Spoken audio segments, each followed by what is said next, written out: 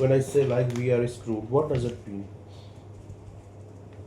When you say we are screwed, it means that you're in a difficult situation that probably won't end well. It's kind of a casual way of saying that things aren't going to turn out in your favor. A lot of artists are buying followers to boost their number.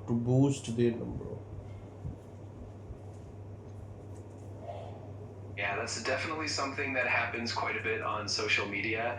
Some artists or influencers buy followers to make it look like they have a bigger audience than they actually do.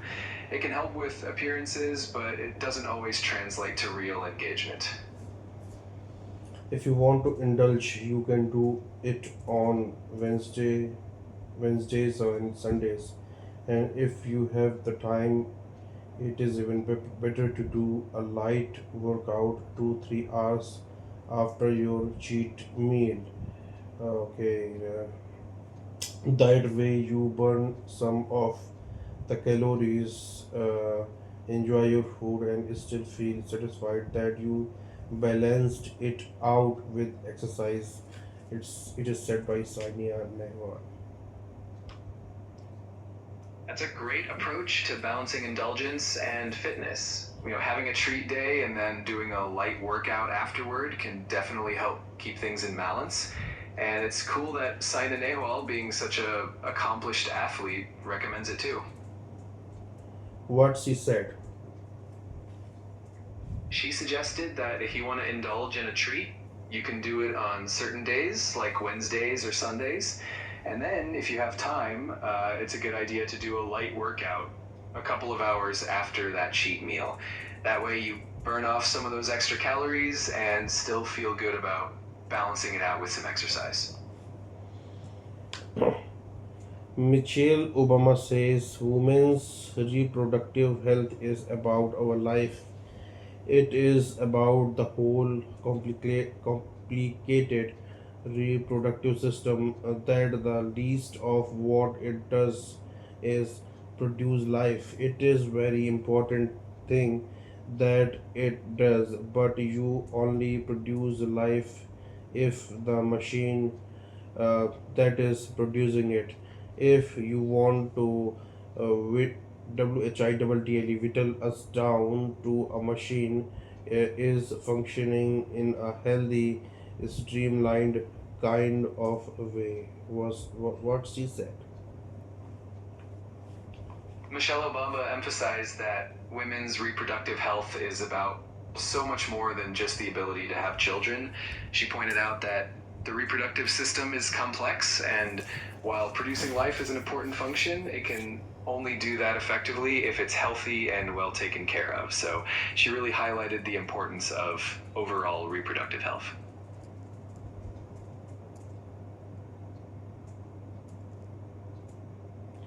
Whittle is down means what does it mean? Whittle us down means to reduce or diminish something gradually, like carving away small pieces until only a smaller version remains. In this context, it means reducing or simplifying someone or something to a more basic or mechanical form. If you want to whittle us down to a machine. Got it. So, in that context, it means if you reduce a person to something purely mechanical or functional, you're ignoring all the complexity and humanity that goes along with it. You're basically simplifying someone to just a single function like a machine. What are the synonyms of whittle us down?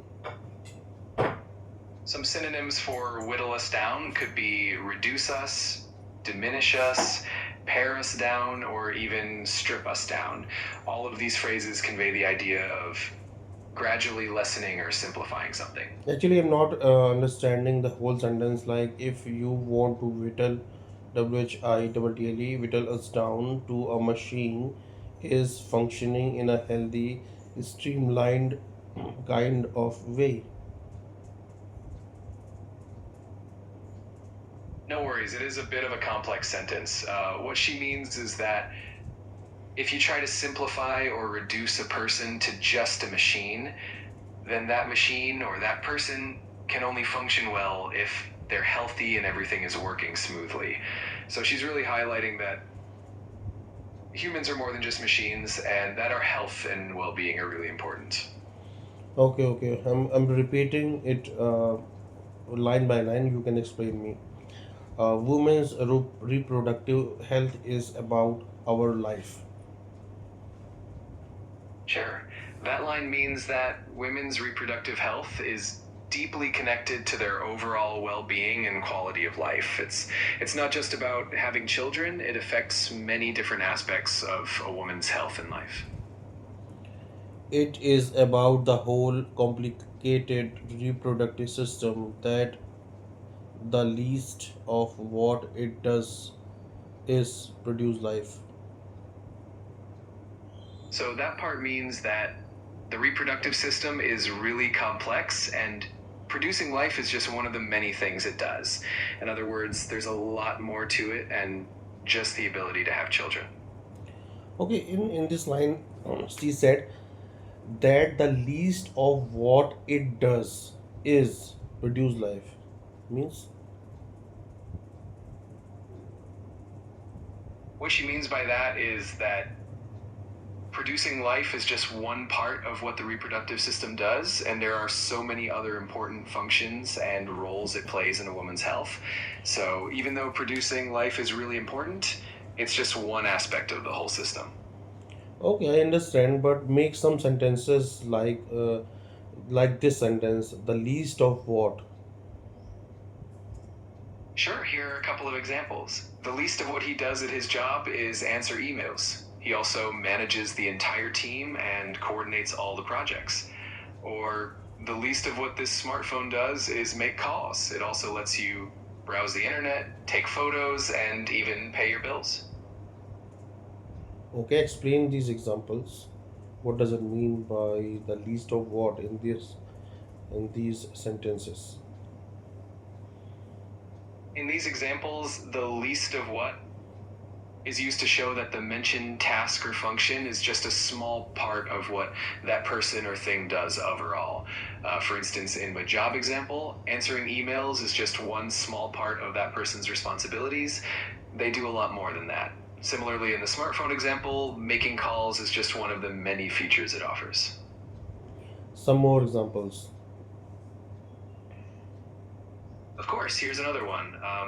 The least of what a library does is lend books. It also provides a community space, offers educational programs, and gives people access to digital resources. And another one could be the least of what a teacher does is grade assignments. They also inspire students, create lesson plans, and help guide young minds. Explain this in a slower pace and please explain these examples. Absolutely. When we say, for example, the least of what a library does is lend books, it means that lending books is just one of the many things a library does. Libraries also serve as community centers, offer classes and programs, and provide access to technology and information.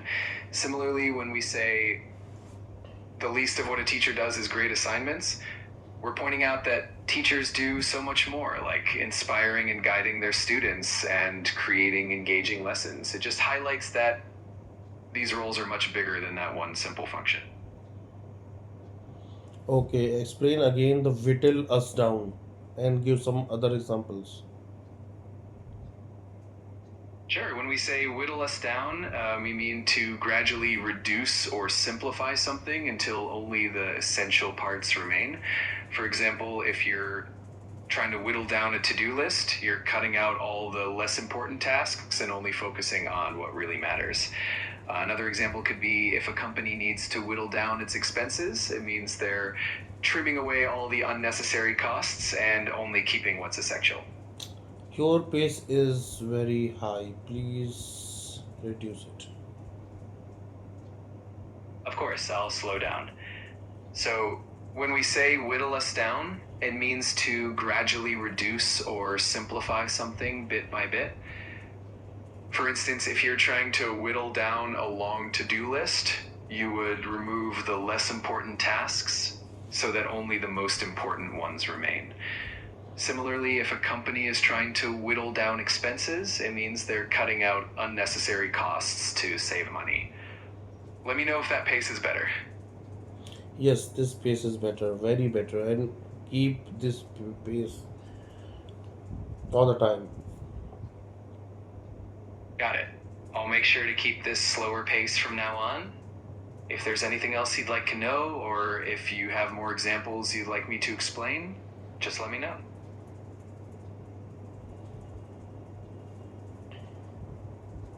In a banking sense, how can I use this word? Fiddle us down. In a banking context, you might use whittle us down when you're talking about reducing costs or streamlining operations. For example, you could say, we're trying to whittle down our expenses to improve profitability, meaning you're cutting out unnecessary costs to make the bank more efficient. In a house, You could use whittle us down in the context of a household as well. Like if you're trying to reduce household expenses or simplify your belongings, you might say, we're trying to whittle down the clutter in our house, meaning you're gradually getting rid of things you don't need so that your home feels more organized and simple.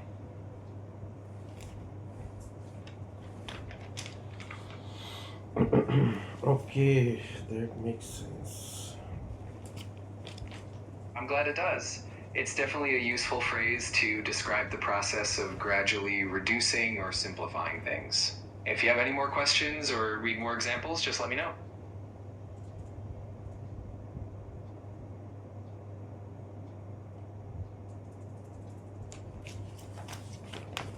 This is a review of the magazine. I'm reading it, and you can explain it later in C1 level English. Okay, so I have been a regular reader of the Week magazine for many years. Okay, I appreciate the magazine for its unbiased and informative reporting. I appreciate the magazine for its unbiased and informative reporting. In addition, the articles and columns are rich in facts and insights. Are rich in facts and insights. One of the things I particularly enjoy is wordplay, through which I learn a new word every week. The Week remains a favorite of mine for many such reasons. The Week remains a favorite of mine. Remains a favorite of mine for many reasons. Sure, I can definitely help with that. So, in simpler terms, what you're saying is that you really enjoy the Week magazine because it provides fair and informative news. You like that the articles are full of interesting facts and insights. Plus, you enjoy their wordplay section, which helps you learn a new word every week. Overall, there are a lot of reasons why the Week remains one of your favorite magazines. Okay, another review letter here is the Got it. the interview with Michael Kun Kugelman gave an insightful analysis of Donald Trump's strategy. Whatever the U.S. policy may have been in the past, the current approach under the Trump administration is notably more aggressive, especially in seeking an advantage in the ongoing trade war. Though Trump can be unpredictable at times, he is unlikely to signal a tilt towards either Pakistan or India. Maintaining balance serves the interests of his administration. That's a really interesting review. To put it simply, The interview with Michael Kugelman gave a thoughtful look at how Donald Trump's administration handled policies, especially in a more assertive way during trade negotiations. Even though Trump could be unpredictable, he generally kept a balanced approach when it came to relationships with countries like Pakistan and India, which helped serve his administration's goals. Let me know if you'd like any more details or if you want to dive deeper into any part of it.